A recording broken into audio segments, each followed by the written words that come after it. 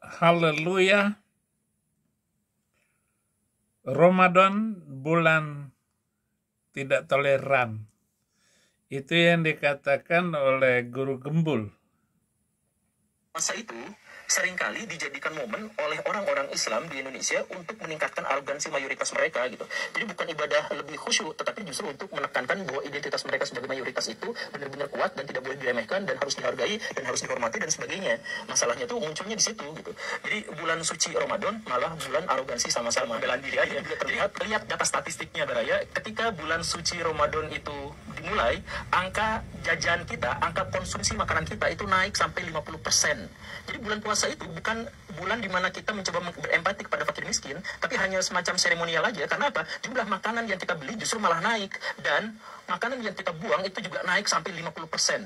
Artinya apa? Yang kita makan bertambah banyak, yang kita buang makanannya juga bertambah banyak. Karena apa? Karena bulan puasa itu biasanya balas dendam. Pas buka puasa, mau buka puasa, jajan tajil sebanyak-banyaknya sampai gak kemakan. Ya gitu kan. Jadi jangan dikatakan, nanti kaum muslimin gak kebagian tajil gara-gara orang Kristen ikut berburu tajil. Ya jangan bilang seperti itulah, bohong semuanya kayak gitu. Lihat aja orang. Dan dengan semua fenomena-fenomena yang unik-unik itu, pas menjelang Ramadan. Haleluya. Kehadiran bulan Ramadan senantiasa disambut Muslim Indonesia mulai dari persiapan sampai Idul Fitri. Allahu Akbar, walillahil hamd.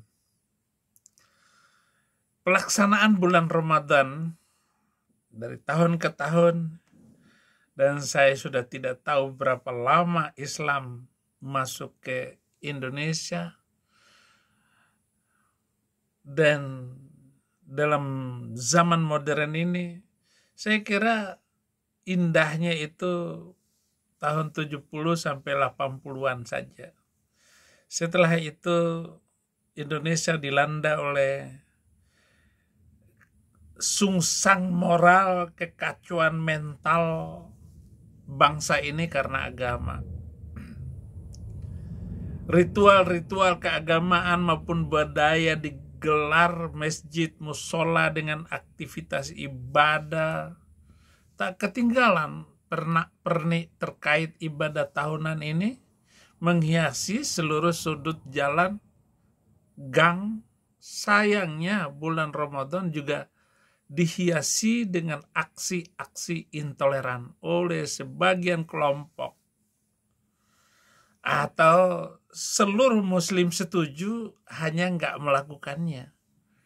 Dalihnya apa? Menjaga kesucian bulan Ramadan. Wah, dipasak. Hormati bulan suci Ramadan. Jadi pingin dihormatin.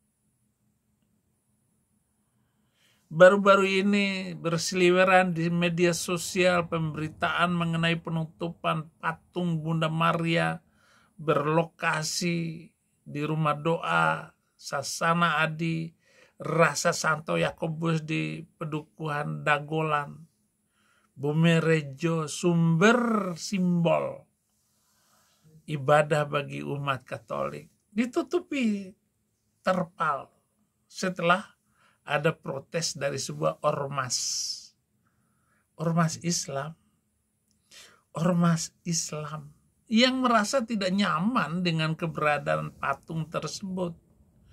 Mereka menganggapnya patung Bunda Maria mengganggu umat Islam yang melaksanakan ibadah di Masjid Al-Ploqosor, mengecam aksi intoleran ini melalui cuitan banyak di medsos.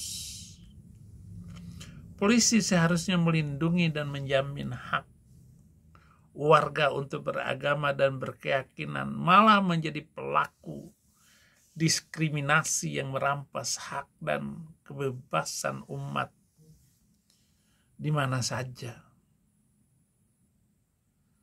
Kenapa? Karena polisi ini sudah pada terpapar oleh paham radikal. Saya menyayangkan aksi ini karena bertentangan dengan pasal 29 ayat 2 Undang-Undang Dasar 45 yang memberi jaminan dan kebebasan beragama di Indonesia. Nah, kejadiannya ini bukan sekedar testing the water. Apakah negara ini mempunyai tindakan yang presisi yang dapat memastikan kelompok minoritas dapat dilindungi. Saya tidak perlu lagi keras-keras menyampaikan. Saya ingin menyampaikan dengan toleran dan damai dan bahasa yang indah. Tetapi terkadang begitu kesalnya saya dengan mayoritas ini, saudara-saudara. Hanya mayoritas di Indonesia. Dan apa yang saya katakan juga beralasan, ataupun yang dikatakan oleh Guru Gembul 100% sangat beralasan. Karena masih melekat dalam ingatan-ingatan kita beberapa bulan sebelumnya atau setahun yang lalu. Arahan-arahan yang dilakukan dan diberikan oleh Presiden juga cukup itu.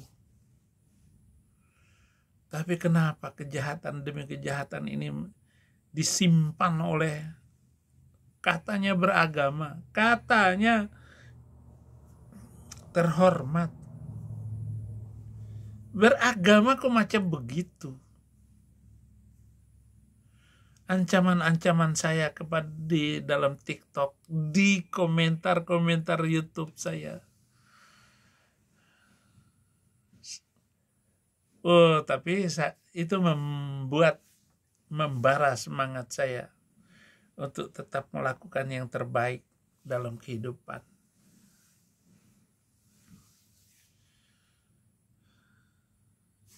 Islam dengan Islam saja berantem, Islam dengan Hindu ribut, sama-sama apa saja.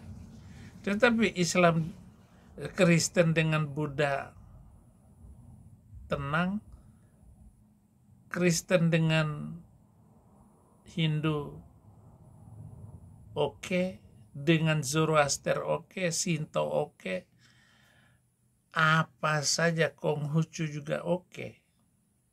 Tetapi dengan agama yang ini, saudara-saudara, malu saya mengatakannya. Saudara-saudara, malu saya mengatakannya. Tapi Anda sudah paham semua, jangan lupa like dan subscribe. Tonton terus channel Saifuddin Ibrahim yang memberikan pencerahan. Dan sekarang mulai saya sadar cukup 2 channel aja dulu. Channel Saifuddin Ibrahim ini, saudara-saudara. Dan saya berterima kasih semuanya. Tuhan Yesus memberkati.